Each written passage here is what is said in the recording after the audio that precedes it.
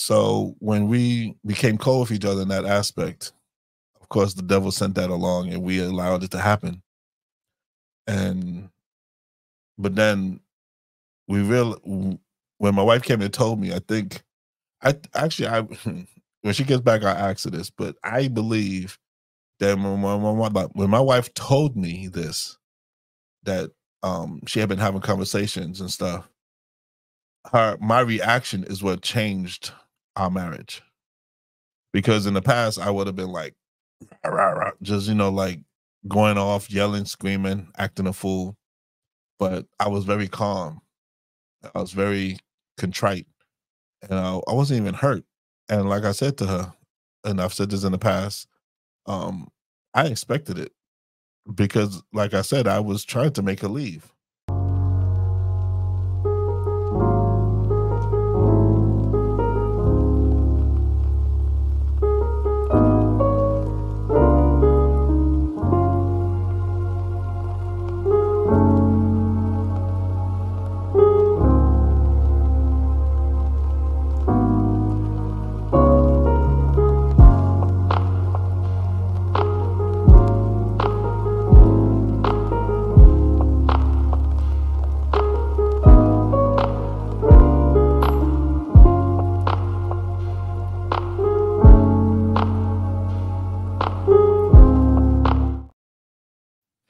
Hello, everyone.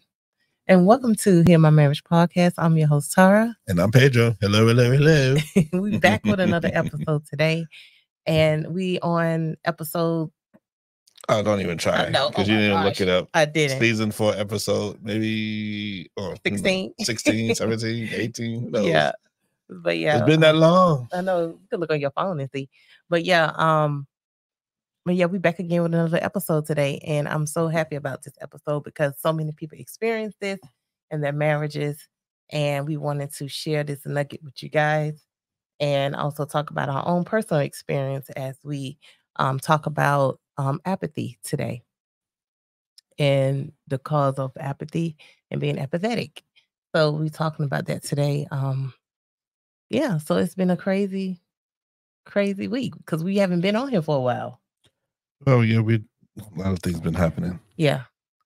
A lot of things been happening. We had, and even more stuff happened. I can't find it. Can you find it? Yeah, I can look for it. Yeah. Let's see. This winter was weird with the colds. We kept getting colds. Couldn't talk. Then one week we went to London. When you actually did get better, then you sang at the church, Clapton. Clapton Community says DA Church. You sang for a benefit. And so we didn't get to do it then because the week just went so fast. It did. Then let's see. Then our daughter broke her foot. A 9-year-old, she broke her foot. So that was a crazy week. Right. So this would be season 4, episode 17. See, I was close. Yeah. So you was close. Yeah. I forgot to title it on the other thing, but yeah, that's fine. Yeah. So our daughter broke her foot. Her right foot. Roller skating in the house. Roller skating in the house. I must say I was not home, so okay, the blame get put on me. That's right. The blame get put on you. Okay. That's right. Okay. Right. I get that. It was a weird thing too because I was called when I'm on my way home to say I'm on my way home. So I called to say I'm on my way home, and as I call, all I hear is, "Where you at?" Yeah. In the car on my way home. Yeah. We need to get here soon. I'm like, what happened? And everybody's screaming, everybody's frantic, and I'm like, yo, what's going on? She hurt her foot. I'm like, oh Lord, she probably broke it. Oh, she definitely did. And only because a mother knows a scream from a child. When they playing, and when they. Our father knows a scream too. No, I'm just saying you wasn't here. I'm just saying, for me, when I was in the kitchen, I knew the scream that she had was okay. She actually broke something. So I was a bit panicking. And I was like, oh, my God. You was all panicking. Yeah, I was panicking a lot. And Kai and Sky and Junior were not making any better. They cracking jokes. They are. So they're not even making it any better. They cracking jokes and stuff. I'm like, oh my goodness. So yeah, so I went and did that. It was weird. Actually, no, I wasn't even calling to say I was on my way home. Right. I was calling because there was a noise in the car. And the car just started acting up. So I was like, oh man, I'm gonna be stuck here. So I'm about to call services right to come roadside assistance to come and look at the car. So I'm calling to actually tell you, hey, the car's not acting right. Don't worry about dinner. I'll get something when I get home, or and then you're like, oh, you got to get home now. And I'm like, but the car's not acting right. It's making a noise. So I'm like, oh my goodness. So I'm sitting in the car and I say, you know what? And that's why I was saying to Tyler, your prayer works. It does. I said a little quick prayer and I was like, look, Lord, I don't know what's going on with the car, but I'm gonna have to try to get home with the car sounding like this. Right. So I turned on the car and it made the noise. And then I'm not lying, within like 7 seconds, it just went. It was like, and it is, and it just, the engine just started purring like normal. And I was like, okay. So then I put it in drive and I eased off. Right. Okay. No knocking noise. Okay. And then and I don't know if I got something, maybe something got caught up on I don't know. It could have been. I don't know. All I know is the Lord got the car to work right. And then to make even more, the drive from where I was at in Leeds normally takes me about an hour and 10 minutes with traffic. Right. There was no traffic. Mercy. There was no traffic. I mean, there was traffic. There was like regular car thing, but normally like you get like in a standstill for 5 minutes, then it kind of eases up, then you keep going. None. I just flew right. I got home in like 37 minutes. Right. Because I had not even speeding, just regular driving. Right. Folks, just regular driving. Got home in like 38 minutes. Came in the back, scooped up Kaya, put in the car, took it to A&E. Yeah, because I had called 999 and I was telling them, listen. I told you to call 999 because I was like, I'm not gonna be there, so call 999. Yeah, but they told you a couple of hours. They was like, it's gonna be a minute. I said, well, my husband's about 45 minutes away, so hopefully he'll be here before them and he can take us to the emergency room, because there ain't no way I can lift her up and try to put her in the taxi. And then, you know what I'm saying, then throw in the car and try to do all of that. For the first time in my life, I picked up my daughter. In a long time. I picked up when she was little, but when she got a little bigger, she chunky. I was like, nah, because Tyra, you pulled a chest muscle always picking her up. When she was younger, So I was like, nope, I'm not doing that. So for the first time, I had to pick her up and carry her. Yeah. Whew. Yeah. Got her in. That's all that was different. That was absolutely different. Yeah, but got her in, and then we what you call again?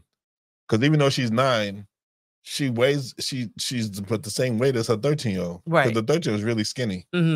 She like bones and skin. But anyway, so we got her into the car. Yeah. And thank God, and took her to A&E. And then next thing you know, they're like, she's got 2 broken bones in her foot. So then they want to keep overnight. So Tara had to stay overnight. Then we had to actually come home, get some stuff, and go to another hospital. Right. And drop you off. And I didn't get home till like 1 that morning. Right. But she needs a bit of pain this morning. Oh, and by the way, I call you when I said Mama, I call you and say, look, I got the car running, got the car running. I'm on my way. Why you got our son call us 5 minutes later? Where you at? Only because like, wait a minute, I just told you. Kaya is screaming. Okay, she's screaming. I'm like, wait a minute. She got broken bones. I just told you I'm on my way. She's screaming and she in pain. So I'm like, there's nothing I could do. There's nothing I could do about it. So I'm just like, all right, babe, just calm down. We put pillows up on her head, try to keep her comfortable, keep her on her side or whatever, and just try to keep things. But it was what it was. What I supposed to be did. I was just like, somebody get here now, get here fast. So that was my thing. But that's how it's been for us.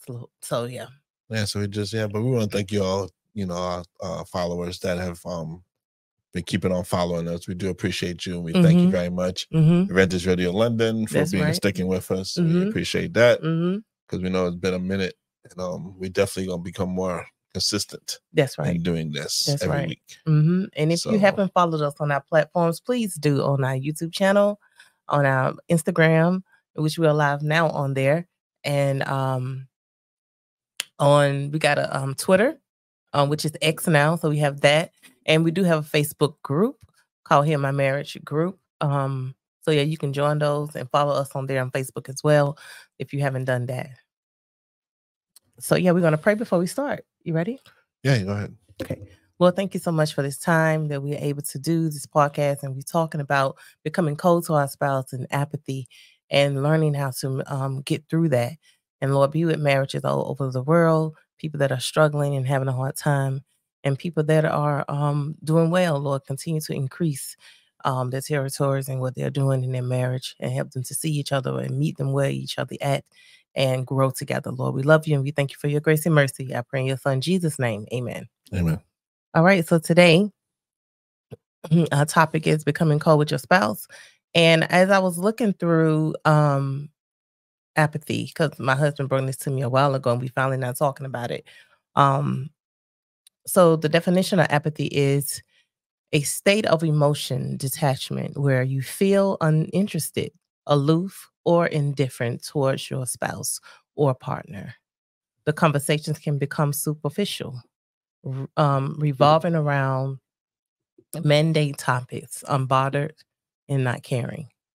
So we have been at that point in our marriage where we just was not interested in, we got to the point where we was cold with each other. And I would say that was like the beginning part of our marriage where we was just like going through our situation. And when I didn't feel like talking, when I didn't feel like saying how I felt, I just became mean. It was like, what? Like, what do you want? And every conversation was like, you ain't done talking yet. I'm done talking about this, type of thing. Like becoming cold in that sense and not caring about how you felt at that time. So, dealing with that type of thing, it was at that time in my mind, I was like, it is what it is. To be fair, I think we just was going through a lot of issues in our marriage with the abuse and the verbal abuse, physical abuse, the frustration. I think it was also frustration being in Bermuda. We loved it in Bermuda, but I think you was frustrated because you was away from your family and because you didn't have that. You didn't have anybody. You had people that you could lean on. We had friends and we had family, but it's nothing like your family, right? Because they, like in Alabama. So being away from them, the distance, I think got to you a little bit. Got to you where you was kind of like, I wish I could like see my sister, see my mom right now and talk to them. Not necessarily that you're talking about our business, because we never really talked about our business to our family. Right. But I think it was just seeing them would have helped you just to kind of maybe disassociate yourself for a moment, right, distance yourself, joke and laugh about something else. But when you're sitting in the house, and the issues we're going through, all you have is time. Yeah. And your brain is just over and over thinking about what we're going through and what you're going through. And then it makes you feel, then you get mad. Yep. That's it. Then you get mad. Then you say like, I can't believe I put myself in this situation. I love them, but if it don't change, I'm gonna have to do. Then you start thinking, what am I gonna have to do? Right. What am I gonna do? Am I gonna, leave? Am I gonna, it's just time and nothing to do sometimes is a bad combination. Right.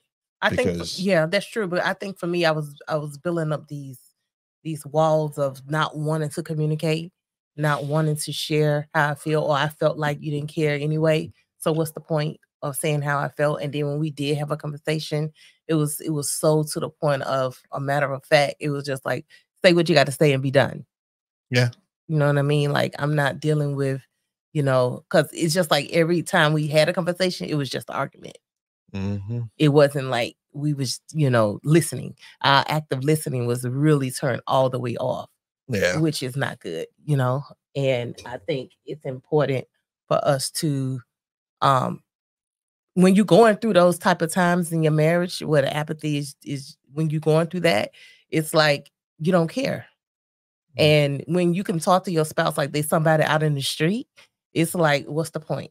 You know what I'm saying? Like, you really don't care about how they feel. And as I was looking through apathy and the causes of apathy is there is various causes of contributing to apathy in marriage. One significant cause is when a person has experienced deep emotional wounds, infidelity, hurtful words, abuse, or neglect can prompt partners to build emotional walls, protecting themselves from future hurt. Acknowledging these wounds is important if there is a chance of healing the relationship and reconnecting. So that's what you did, because I know for a fact, because for years it took me years to get you to respond differently to me when I said things to you, because I had to learn to respond, to talk to you differently, right?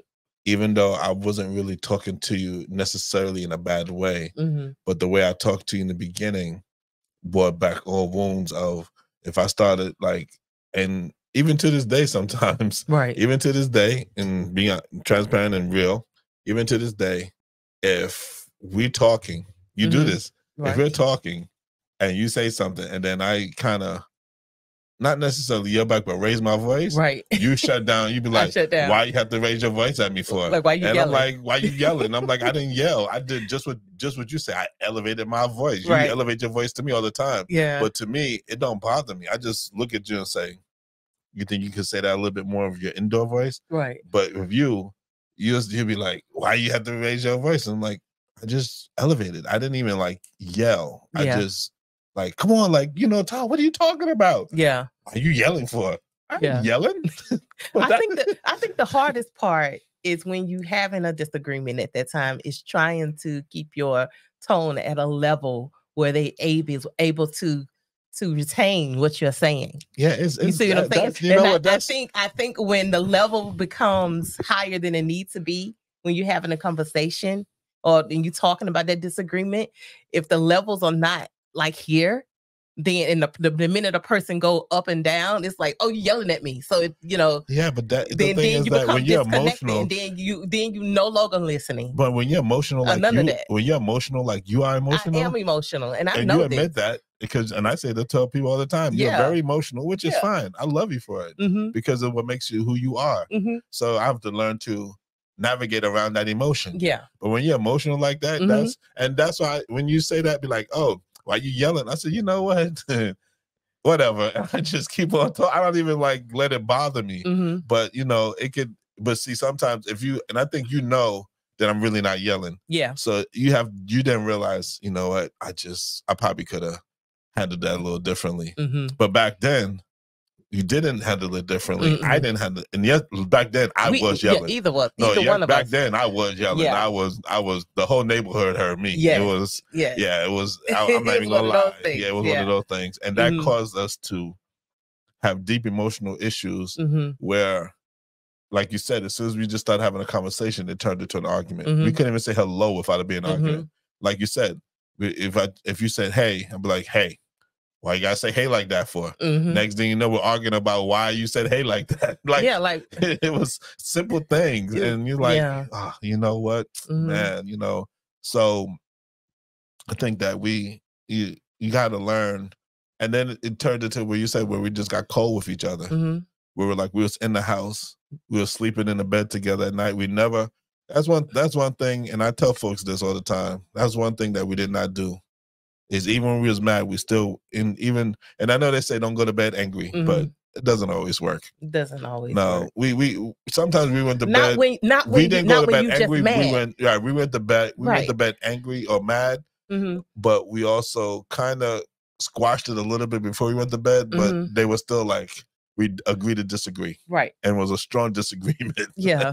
Yeah. But we never slept on the couch separately or anything like that intentionally. Right. I've slept on the couch, but like sometimes just up late and falling asleep. But the only time I think I slept on the couch for a studying period was when I had the accident. And I had no choice because I couldn't lay straight. But we always have through that. And that's the weirdest thing. Like, even though we was going through all those problems, we still did things that we didn't even know this. We was doing things that was helping us to kind of heal. Because we didn't fall into that trap of, well, here's a pillow, sleep on the right. I'm gonna sleep on the couch tonight. You sleep in the bed by yourself. We never did that. And I think that helped us in a long way. But there was definitely some cold spots in there. Yeah. Where we just was kind of just going through the motions. Yeah. And when you're going, kids noticed it. Yeah. And when you're going through the motions, it feel like when we was out in public, we pretended. Oh, we was good pretenders. We pretended like we was in tune with each other, right? We was good. We was good pretenders. Yeah. Oh yeah. But the minute we got home, it was like It turned completely off. No, as soon as we got in the car and When we drove got in the car away. and drove away, yeah. Yeah. Yeah, it was one of those We'll things. be all like, we even be like touchy a little bit. You know, we Yeah. wouldn't touch as much. We wouldn't hug as much, but we'll be close. And then as soon as we got in the car, she'll move to the far side of the car, and I'm on the other side of the car driving. Yeah. And, you know, so yeah, we got the good at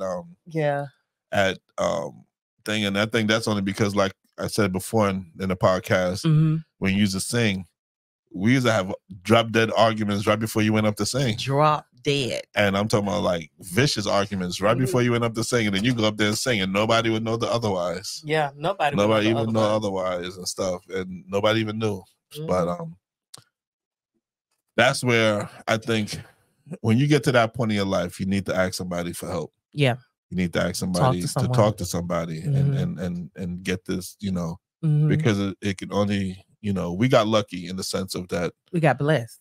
Well, yeah. There we go. I'm sorry. I didn't mean I to don't be believe lucky. in I know luck. you're right. I didn't mean to be lucky. I know what I meant. I know what you mean. Yeah. Yeah, but we definitely was blessed in the fact that when you came to me and talked to me, I was like, okay, I came to the realization if I don't do something, I'm gonna lose my family. So that's definitely what it was. That's why I went and I asked for help. It's kind of like an addiction. I have to go and admit that I needed help. Because if I didn't admit I needed help, we wouldn't be where we are today. Right. I think what happened is that we both had to come together, and when you're in a marriage, both people have to work on getting better. You know what I'm saying? In the sense of whatever it is, you have to work on. The person that's either maybe experiencing it have to then say, okay, I'm willing to stick in and see how this is going to turn out. I was just thinking, you know what? I think you coming to me and saying, look, if you don't do this, this is what's going to happen. And then, so you're admitting, okay, we need help. And then as the father and the husband and the head of the household, then I went, okay, we need help. My wife has come to me. I need to go find this help. Right. So it was like a two-part, like you said. It wasn't just me going on my own. Right. I think you kind of pushed me by saying, look, we need to do something. Otherwise, we're not going to.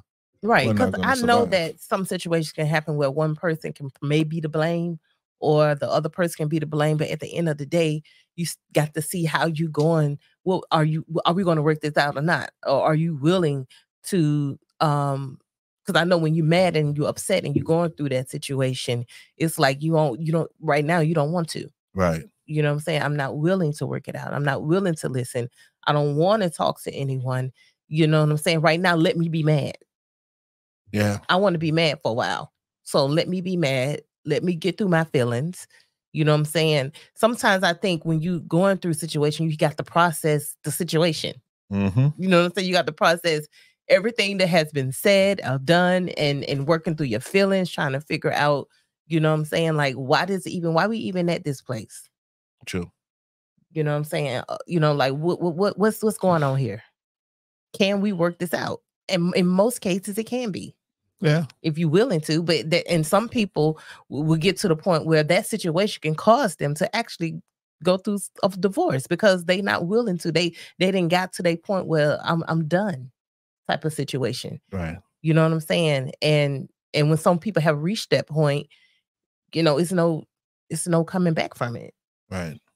And then, like you said, and even though then love does not conquer all, love does not help, because the love is there, but the other frustration, the other issues oversee the love. I think when we, you know, when you get married and you think about submitting to your spouse and honoring Christ by submitting to each other and loving your partner, I think when marriage actually happened after the wedding, after all that, and you have to experience times of not getting along, the submitting part goes out the door. You ain't trying to submit to anyone. You're like, no, I ain't. Why I need to submit to you? You know, why I need to honor you? You ain't honoring me right now the way you talking to me. True. The way the way you treated me. You know what I'm saying? How do I do that? So then you lose all respect and all what's the other word I'm trying to think of? I can't think of the word. Just yeah. respect, and you just don't want to deal with the person anymore. And you just like, you know what? If they can't talk to me properly, but then, you know, at the same token, and I'll say this, at the same time, sometimes you have to look at yourself on what you're doing too. So like for me, in instance, if I'm talking to you a certain way, I have to recognize that my talking to you may be the reason why you're responding. I can't say, well, you're talking to me this way. How am I talking to you? So I can't, you know, I can't, you know, I can't sit there and use the way you're saying it to me as an excuse. Because sometimes I think that's what people say, you know, well, because you just said it, you know, you just said, oh, well, if you're going to talk to me this way, if you're not going to respect me, then why should I respect you? And I think, I just thought of this in my head as I think about it, that should not stop you from still respecting your spouse, even if they talk to you in a way. Just say, look, I'm talking to you in this way. I'm talking to you in a calm, collective way. I would appreciate it if you can, you know, reciprocate and give it back to me the same way. Because then it goes back to he say, she say. Oh, well, if you didn't do this, I wouldn't have did that. And if you didn't do that, I wouldn't have did this. So it's like, it's just back and forth. And you're not going to get anywhere with that. You can't use that as an excuse for what you're doing, because everybody has their own part in what they do and how they do it. You're right. Yeah. So I'm sorry, my daughter's texting me. I apologize. Yeah. I'm sorry. You know, our daughter got her broken leg. So yeah, she got a broken foot. So yeah, look. Say yes to her. Yeah. Tell her just take her time. Yeah. So, you know, when we talking about being submissive to our spouse, I don't think I think that's something that we really need to try to practice in marriage, because as I was also reading, it said the word submit is not a popular word today, even for people who love each other. So the Apostle Paul gives a definition of submission. He says, love each other with brotherly love. So I would say they would go with just loving each other no matter what. I kind of missed a little bit of the beginning. I ain't gonna lie. I was saying we were talking about being submissive. Right. And that's what I'm saying. We're talking about being submissive too, and how hard that is when you're being cold to one another. That's what we're saying. Well, it definitely is. You're not gonna be submissive if you're being cold to each other, because you don't care about the other person thinks. Yeah. But you know, we'll go back up again. So it's saying, what you just read that part, didn't you? Right. Okay. I said the word submit. Okay. Being submissive sometimes in marriage, like, I ain't finna submit to you. But that has nothing to do with being cold. The submitting part, I think, is just when you marry somebody. Yeah, because if you're being submissive, right, you're not trying to be cold. You're trying to listen. No, that's what I'm saying. But the submissive part is when as soon as you get married, you become submissive towards each other. Not necessarily. Why not? Because some people feel like only the woman have to be submissive, and the man. That's why I specifically just said that on purpose. You have to both become submissive to each other. Yeah, I know what people say, but that's not. No, I had to be submissive towards you. I had to honoring one another. Basically, it's not even about honoring. I had to understand that, like we said, your emotions. I had to understand that, you know, you have your emotions and you're trying not to be emotional, but some days you're gonna be emotional, and I just have to be submissive and understanding that even though you're being emotional, I can still, my reaction and my actions can help you be better with your emotions. So that's being submissive. To me, that's being submissive, because if that's the case, then I just be like, I don't care if you're emotional. You need to fix it, or you need to stop it, or you need, it's like telling a 5-year-old, don't touch the hot stove, and they still go touch it, so but you then figure out a way to get around that. I mean, I just don't. So I think it's being submissive is on both parts. I know it says wives, thing, but it also says that we're supposed to cleave to each other and leave our parents. And so I believe that, we both become submissive. Mhm. I have to be submissive to you sometimes. I have to compromise sometimes. I can't always have my way. Yeah. Neither I one of us can't have can. my no, Yeah. I'm just talking about for me personally. Mhm. I can't always have my way. Right. It's not my way or the highway because Mhm. it's not gonna work. Mhm. So I have to understand that sometimes, and then we're a team. Right. We're a team in this. Me and you Mhm. are a team. We're married, but like I say all the time, a lot of times I just brought it up when we was going through our issue and we was Mhm. about to totally break up. Mhm. Your part in it was coming to me and saying, "Look, husband," because you could easily just packed up and left. Yeah. Easily just say, "You And know be what? like, I'm done. I ain't talking about it. I'm Mhm. cold. I'm not Mhm. talking about it.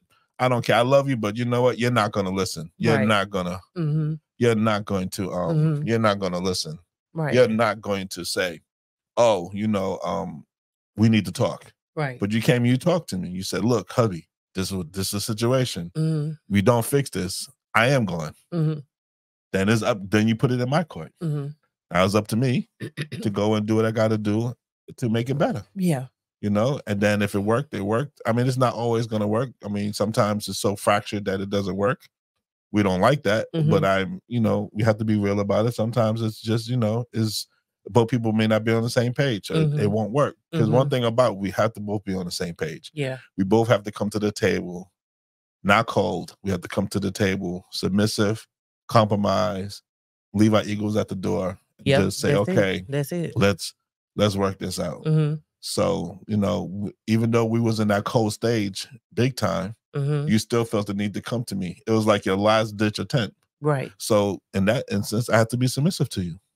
Right. Because when we was being close to each other and when I hear your response, the way you talk to me, it made me feel like, oh man, he just don't care. He just think he could just say anything or and do anything, to me. You know what I'm saying? Type of thing. Like, this ain't gonna work. How about you? How did that make you feel when I became cold towards you? As I told you before, I think when you came cold to me, I was trying to get you to leave. I was trying to get you to leave. You trying to get me to go? Yeah, I think I've said this before on the podcast. Mhm. I was trying to get you to leave. Mm-hmm. I was really, because we was just at a point where, like you said, I just got tired of coming home and arguing all the time and fighting. I literally got tired of it. Like, why we got it? Like, can't even say hello without arguing, and I think, like I said, it was just the stress and everything. But I'm not making an excuse. But it was just we was just going through a lot, and I just got to where I was just like, yo, like maybe she'll leave, and then I'll be, because we just had Junior at the time. Mm-hmm. No, we did have Sky too. Sky had just been born. Yeah, she was a baby. Yeah. So I was like, I'll support you. Go to the States. I'll take care of you. Mm-hmm. I'll pay you half your rent or whatever. I'll do whatever I got to do to support you. But then I'll be free and stress free. I literally got to that point. So I think I was just like, I was a little cold because I was like, maybe that'll make her leave, because like I was trying to get you to leave. Mm-hmm. But then I think when we started to get with each other and talk more and communicate more, and then I got kicked in the gut, because then when we was communicating and thought things was on the right path, then we had a big setback when you came and talked to me. And I was like, wow. And I was like, okay, didn't expect that to happen. And then we went, so we had to it was almost like we took 2 steps forward, 10 steps back. Yeah. And can I say it? What? I mean, because I don't want people to like wonder. I'm not saying no matter. Yeah. Okay. It was just more like, conversations was happening that was not, in the best interest of our marriage. And so nothing happened. There was no infidelity or nothing. It was just conversations. Right. But, to be fair, it was even on my end too. Because when you was away, I had befriended somebody. It was just conversations. Right. But it turned into more than what I thought. And I had did the same thing. No, that's what I'm saying, right? Yeah. And that's what I'm saying. That Yeah. I was trying not to really go that route, but since you said no, that, no, it's fine. It's fine. That's what I was saying. This is the thing. When you have experienced hurt or any type of trauma in your marriage, sometimes you it's just amazing how sometimes things happen where a person just, you talking to someone and you thinking, you know, they're listening to listening me. to you, you think they understanding you. They understand you, okay. Right. And you feel like you know, oh, maybe this can, you know, you're curious now. So now you like, you're gonna have to go. Right. I'm gonna talk for a minute. My wife is gonna leave for a minute. You know, this is enough. Okay, I'll be right back. Okay.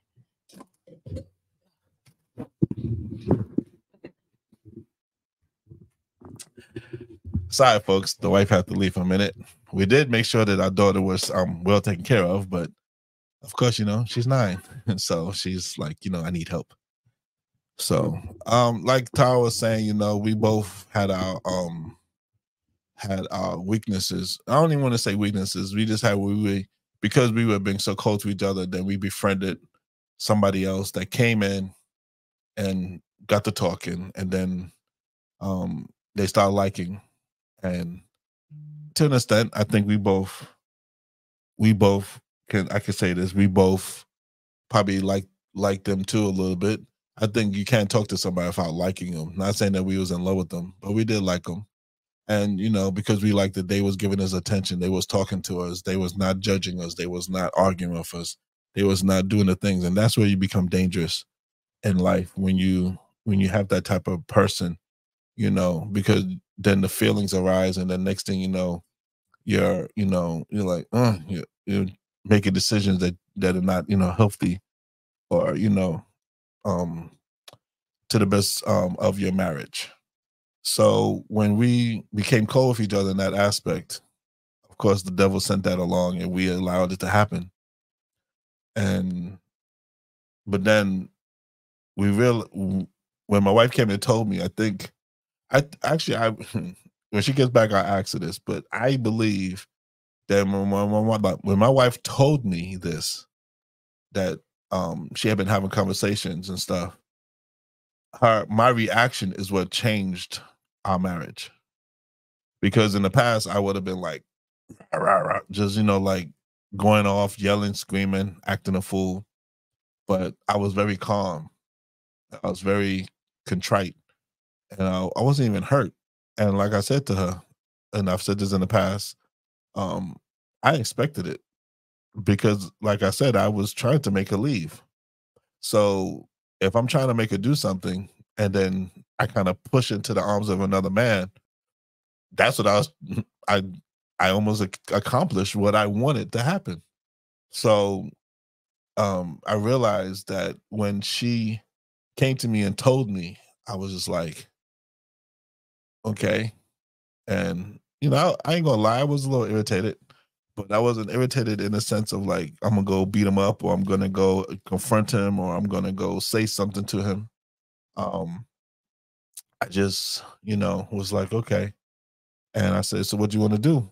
And she said, I don't, you know, I want to be married. I'm not going to, you know, do my vows. I'm not going to, nothing happened, just conversation.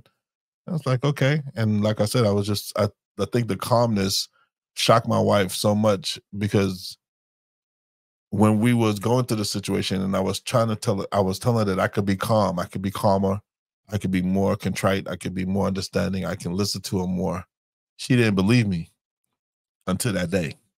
And when that happened, she was like, wait a minute, my husband actually is doing what he said. Because visual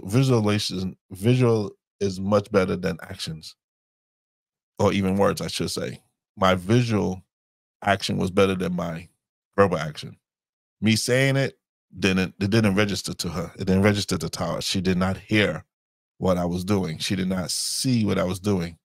But when she visually saw it, then everything that she saw, everything that we had talked about, everything that I had said to her, she was like, okay, wow, I actually do think. I actually do think that my husband's actually going to change. Right. I was just telling them that I believe that when you came to me with the situation and told me what happened with you and the conversations, I believe that my reaction is what changed. Is when our marriage started to change. Yes. because visually you saw that what I'd always promised you that I was going to do, I was doing. Right. Because I didn't get mad at you. I didn't yell. I didn't break nothing. Mm-hmm. Normally I break something, scream, shout, all of that. Right. But because I was so calm about it, and I even told you that I expected it, I think that threw you for a loop. Yeah. But when you take a minute, take a breath. I'm breathing. I'm breathing. That when that happened, you realize, okay, we're turning the corner. We're turning the corner. And then that's when we had the conversation about, if we don't work on this, I'm going to leave. Mm-hmm. That was it. That was it? Okay. Mm-hmm. I always thought that too, but we never had that.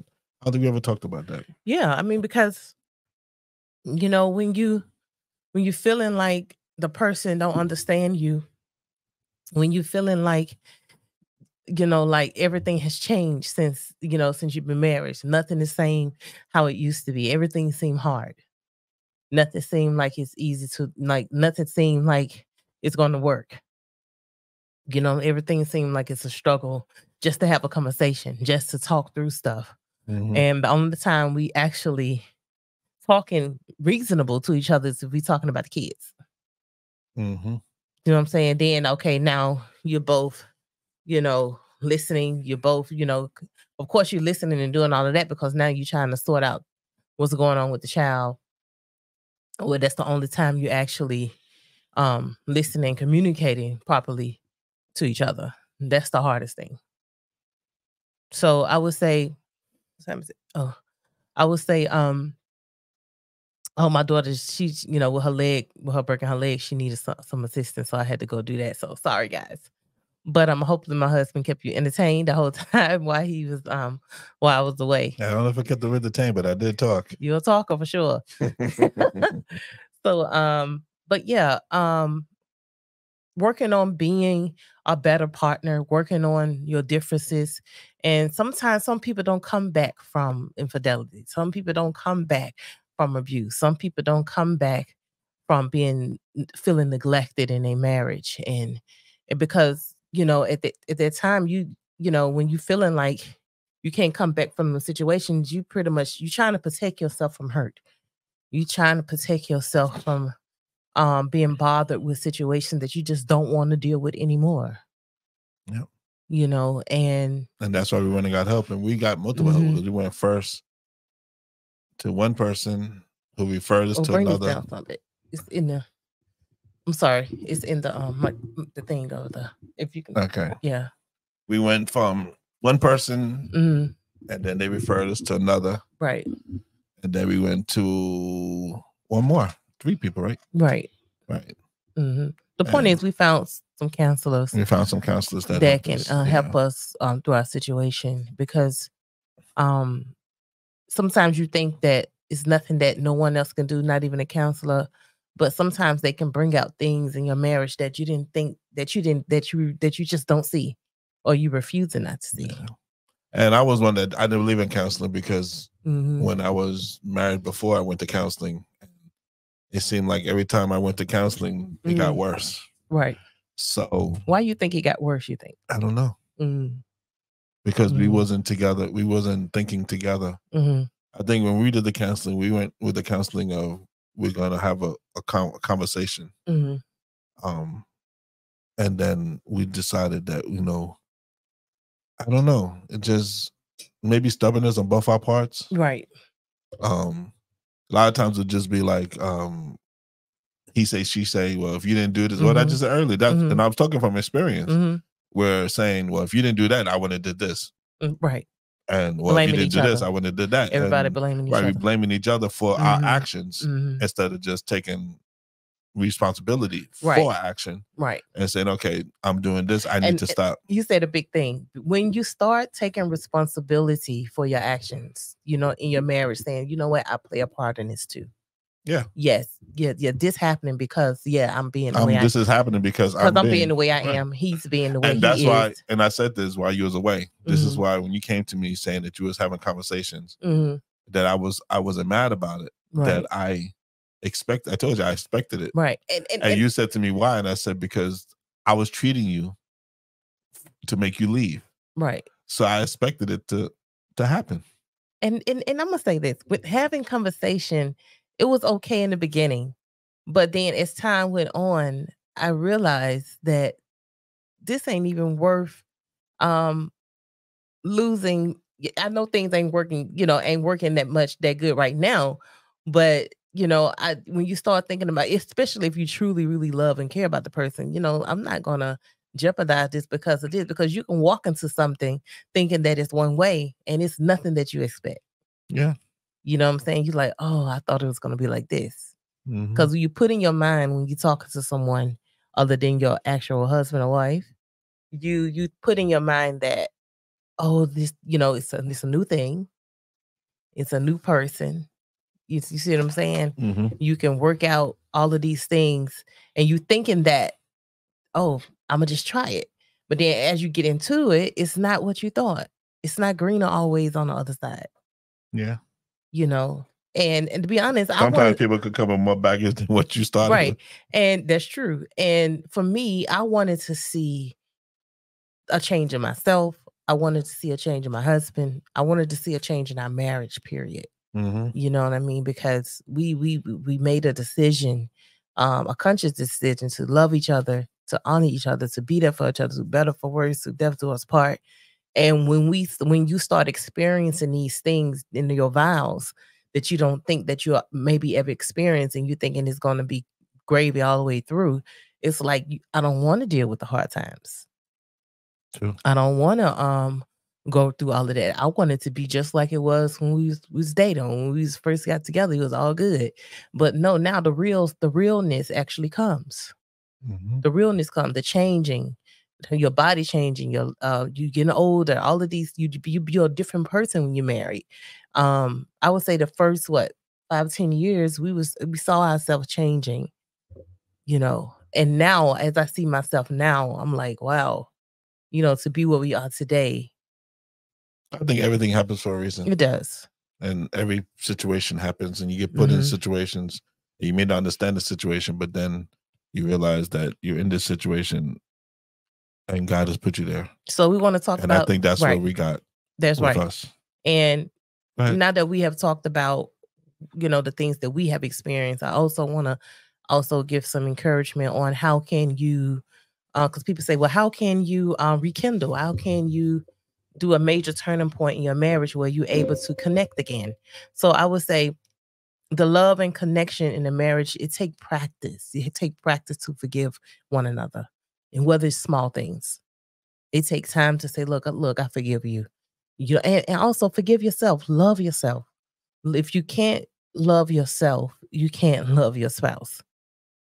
And God wants us to love ourselves. Is that a quote? No, I'm just saying that because I'm saying that for me, because in your marriage, you can become to the point where you're not loving yourself. Yeah. You know what I'm saying? You feel like, what's the point? Nothing else is working out. What's the point of loving myself? And it's important for us to love ourselves and to see ourselves in a positive light. You know what I'm saying? That's important. That way, if we see ourselves in a positive light and we loving ourselves, we can then love our spouses. I agree and with see that. them in a positive light, and that's important. And I want to say that because it's in Ephesians 5:28, verse 28 and 29, it says, I say, take care of yourself. Don't be so intent on looking out for him that you forget looking out for yourself. I think that's important. Yeah. Is that part of it too? It says, don't be so concerned with what he would think of for dinner. Mm-hmm. Yeah. It was a whole little thing, but I was trying to cut it down into parts. That's what the Apostle Paul was saying. Mm-hmm. Mm-hmm. Like you always do that though. You make dinner and be like, did you like it? Yeah, I ate it. It's food. Right. Even if you ever seen those like TV shows? That's one thing I do agree. Even though the food was nasty, they still ate it because you're my wife. Even if it's nasty, I'm gonna eat it. You're right. So I'm gonna appreciate it because you made it for me. Right. So with love. So I'm gonna reread this a little bit. It said, take care of yourself. The Apostle Paul says that it is how husbands should treat their wives, loving them as part of themselves. No one hates their own body, but lovingly cares for it, just as Christ cares for his body. So it's important for us to love ourselves. And we talked about this too. When I come home, the way I come home can change the whole environment of the house, the atmosphere, yeah, the whole atmosphere of the house. You know, in the sense of that, my response can trigger how the whole conversation or how the whole night is going to go. Right, that's it. If I come in all cold, everybody else is going to be cold. That's if I come in loving, everybody's going to be loving. So, and that's on both ends. Yeah. That's on both, because if you walk through the door and I got an attitude, I'm like, what? You walking through the door, hey babe, I'm like, okay, hey, okay, go on. You know what I'm saying? If you got that type of thing going on and you just bad, you know what I'm saying? You're not bringing in, you're not letting the love for one another. We're just talking about, because I didn't forget, but the thought left me, but it just came back. So on the forgiving part too, I would say that definitely is a big thing, because the hardest thing that we had in our marriage when we was trying to turn it around was you forgiving me. You had a hard time forgiving me. Not that you didn't forgive me, it was forgetting. Yeah.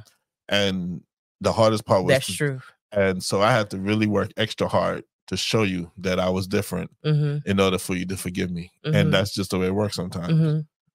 When you have hurt somebody or did something to somebody, and they think that's all, as soon as you do something, like keeping my hands to my sides or not raising my voice in a conversation, I almost have to take the L a lot of times in conversation. Even if you start yelling and screaming, right, I had to still be quiet, because the moment I start yelling, you shut down.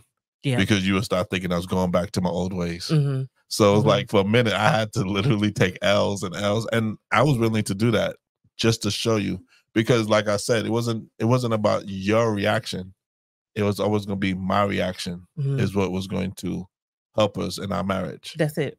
And you know, and then in turn, by me doing that, then the things that you was doing, I won't say wrong, the things that you was doing in the marriage that you may not have realized you was doing, that were actually affecting me, you start to recognize that.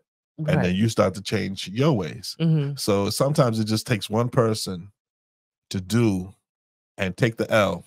It's not a competition, folks. There's not a race. This is a long marathon. The marriage is a long marathon. You work hard, you get tired, you got to splash some water in your face, and you got to keep on moving. You can rest for, maybe you'll jog at 5 miles an hour for about 5 miles. And then the other 5 miles, you jog at 10 miles. And then 15 and 20, you go faster, then you slow down. But because you have to do that sometimes, because you can't, if you just keep butting heads and you're just like, I'm going to prove that what she's doing is what's irritating me, or what he's doing is irritating me. It doesn't help. It doesn't. So sometimes you have to take that L and be like, okay. And then as time goes on, the other spouse, the other partner will be like, wait a minute, wait, okay, because like it's come to that where, like, if you was elevating your voice at me and I wasn't saying anything, after a while you would say like, okay, I apologize for raising my voice, elevating my voice, right? Because you realize I was, but if I had started elevating my voice back at you, you'd be like, oh, the only thing you would ever think, only thing in your mind for the rest of that time would be, well, he was yelling at me. Yeah, I can't believe he was yelling at me. And I'm like, well, I didn't yell at you. You wouldn't even realize you was doing it. Yeah. So sometimes you have to be willing to compromise and just lose the argument, lose the conversation, lose whatever to gain, what's that phrase? You have to, what you call again? Lose the war. I can't even think of the phrase, but something like, you know what I'm talking about. Yeah. Yeah, I know what you mean though. Yeah, because that's the only way that it works. Yeah. So I just want to go into, before we get into our card thing. I only got one card. I'll tell you why we only got one card today. Okay. So I have 3 points that I want to share with you guys that you can use in your marriage and relationship. It said it's pretty much not saying it's a solution, but it's something that can maybe help you. So number 1 is initiate difficult conversations. It's important to initiate a conversation about an apathetic state of the relationship. You can approach your partner with vulnerability, expressing a genuine desire to address the issue and collectively find a solution. Number 2, forgive. We've already discussed healing but we healed it. Now we are still healing in our relationship. Oh, definitely. You Every know, day. it's not something that turns off. It's something that continue. It's a continuation and in growing together. It's a continuation. It's a praying together and allowing God to heal your heart from hurt, right? And once God heal your heart, your mind then follows, and then you able to think right. You able to compromise. You able to try to see things more clearly when you allow your heart to become healed. So it says here, you because let me see. I'm sorry. Okay, the necessary in choosing to forgive, the benefits of unburdening oneself from resentment. So you forgiving to unburden yourself from resentment. Yeah. And how forgiveness foster an environment conductively to reconnecting. So when you start forgiving your partner and also forgiving yourself for the things that you have done, then you able to open up that reconnection with your partner, saying, look, I'm willing to hear you. I'm willing to forgive myself and your actions and what you've done, especially after we have took responsibility for our actions. Yes. And so number 3, we got to focus on reconnecting. Couples should shift their focus from the problem to the solution by intentionally concentrating on reconnecting with their partners. They can expect to witness a positive shift in the dramatics of the relationship. You know, we believe that there is potential for redemption and renewal in any marriage or relationship that makes a genuine effort. So long as you actually really trying to say, look, I'm trying. I don't care what you sometimes trying to meet your partner sometimes where they at when they in a hurt position is sometimes hard because it's like they don't want to right now they hurting. They don't believe that you treated them this way. They don't believe that they experiencing that type of trauma inside of your marriage. So you're not feeling like you want to connect with them. So it's become hard. And so I would say that to embark on the journey of forgiveness, vulnerability have to happen. You have to become vulnerable and intentional with your connection. So if you're going to forgive, if you're going to want to connect with your spouse, you have to become vulnerable. You have to open up and share what's on your mind, what's going on there. Because if you got things that you're thinking about that you feel like you can't talk to them about, that's vulnerability. You saying, I'm gonna talk to you, I'm gonna open up anyway and see how they take it. And you feel like that maybe they don't care or they're not hearing you, or you feel like they're not hearing you. We have to be able to become vulnerable. I think that's important. Oh, definitely. Yeah, in marriage. that's what I just said. Taking the L. So let's embrace Taking the L will make you taking the L, vulnerable. right. So let's embrace the challenge. I want someone out there today, embrace the challenge of becoming vulnerable and, wanting to be intentional in your connection with your spouse. Yeah. And just become dedicated and to the effort and communicate and communicate and commit to it. Because definitely you gotta, yeah. Mm-hmm. And we didn't really get, we could talk about this again too, because we didn't even get into the topic of once you're married, going through cold spots. Yeah. Once you, even in a good marriage, me and you, we have cold spots through our marriage where we just, because we're two different people. Sometimes you just irritate me. I don't want to be around you, but that don't mean I don't love you. So, we could talk about it another day, but it's not just that coldness of that, but it's then of the coldness of just navigating through life each day, being married. We can go through where we just, want to be to ourselves sometimes, or, but like I said, that's a whole nother subject in itself. Right. So knowing that your relationship can not only survive, but thrive with dedication, effort, and commitment. There you go. All right, so now we come to our special part in our show where here we go, our special part in our show where we so we want to do one card today. I'm gonna ask this one card and we're both gonna answer it. Okay. The reason is because the other night we were having an issue downstairs. Mm. So I came downstairs and I was just sitting in the chair. Mm-hmm. And I don't know, I looked at the box and I was like, and I said, okay, Lord, I'm gonna pick one I don't card. think people can really see us. I'm sorry, guys. On And Instagram. why you, babe, you're not trying to fix that But it's now? fine. It's after, fine. After fine. the It's fact, fine. we're about to end. We're about to end now. Yeah. Sorry. Okay, go ahead. Okay, I'm so backwards. Go ahead. Yes. So I said, Lord, I'm gonna pick a card. Whatever card I pick, we're gonna talk about. Right. So this is the card I picked, and this is literally the first card I picked. No lie, Okay. I literally just put my hand. I just took the cards, and I just pulled the card. This is the first card I picked. Okay.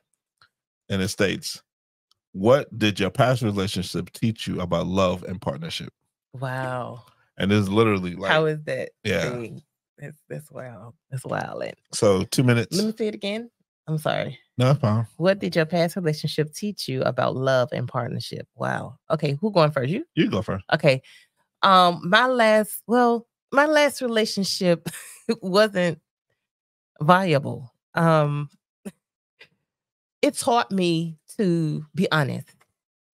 It taught me to be honest about how I feel about a person. And to not pretend about how I felt. I had a time where I was closing down, I hold stuff in. So as I look back, or as I'm thinking about it now, it has taught me to be committed. Number one, you know what I'm saying? Like, if you're gonna be with someone and you're gonna invest your time, you're gonna be spending time, you wanna, you know what I'm saying? You wanna be able to see the benefits of it later, or see what comes out of it. And that's, for me, that's why I'm still in this marriage with you, because I wanted to stay committed. I wanted to stay honest. I wanted to see the fruits of my labor that I have put into this relationship. And I didn't want to feel hurt, because before I felt a lot of hurt because I didn't have that commitment. I didn't have someone that was willing to stick it out. You know what I'm saying? They was too busy playing the field with other women, where they wasn't willing to commit to me. And I said in my next relationship that if God willing, bring me a husband that's willing to connect, someone that's willing to commit, someone that's willing to go through different things with. Not saying it's going to be easy, but that's something that I had desired. So that was it. How about you? Sorry. So for me, what I learned from my past, because everybody knows I've been married twice, so this is my third marriage. I would say, what? I was just saying, my first marriage. Yeah. So I would say what I learned from my past relationship is just stamina, and just as you say, commitment. I can honestly say, even though I got divorced, we did try to make it work both times. It just didn't work. Right. But it didn't keep me from keep trying.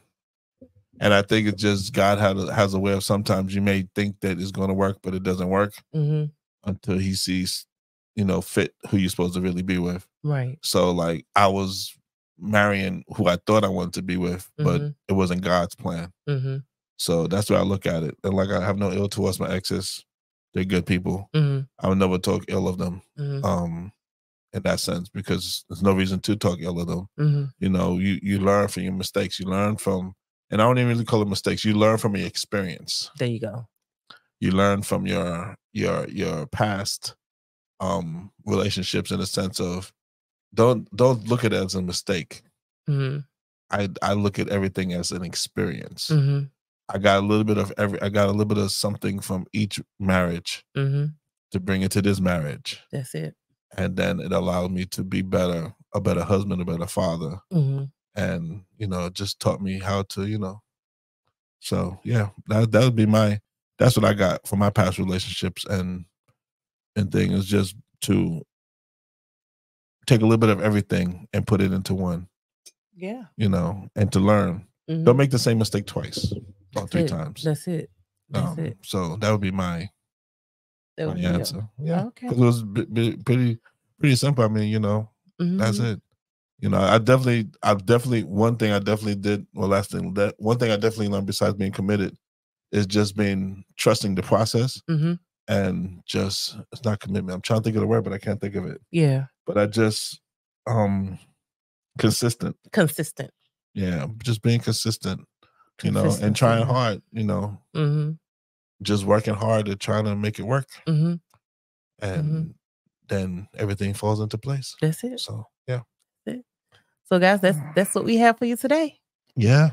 That's it. That's all we have for you today, guys. Except for the little break. Yeah. But we want to thank you all for joining us today. That's right. So, in the future, we'll be going on different times. We're still trying to figure out the time frame that we'll be going on. And even if you for go Instagram, back and listen to the replay on Instagram, you can leave a comment. Yeah, so Instagram wasn't able to really see us that good, but yeah, so let's show our faces to Instagram. They see us. They know us. So yeah, hello. Yeah, so we here, and we just wanted to do something different today as we record. This probably going to be put out at a later time for the weekend, but we still wanted to, you know, open up a different platform for that. So follow us on Instagram if you haven't. Hear My Marriage Podcast on Facebook, on YouTube. You can follow us over there, Hear My Marriage Podcast, and leave a comment and a review and what you think. And we want to see how you guys are going through your marriages and how you deal with apathy, how you deal with being cold with your spouse, and just working through those hard times together. So guys, please don't forget, if you need to reach us, you can reach us at marriagecanhealpodcast@gmail.com. Or if you want to contact us on our WhatsApp, it's +44 7564 104096. And you can reach us over there on WhatsApp. And we'll be back with you guys again next week, hopefully, for another episode. So here we go. My name is Pedro. And my name is Tara. And this is Heal My Marriage Podcast. Peace. Peace.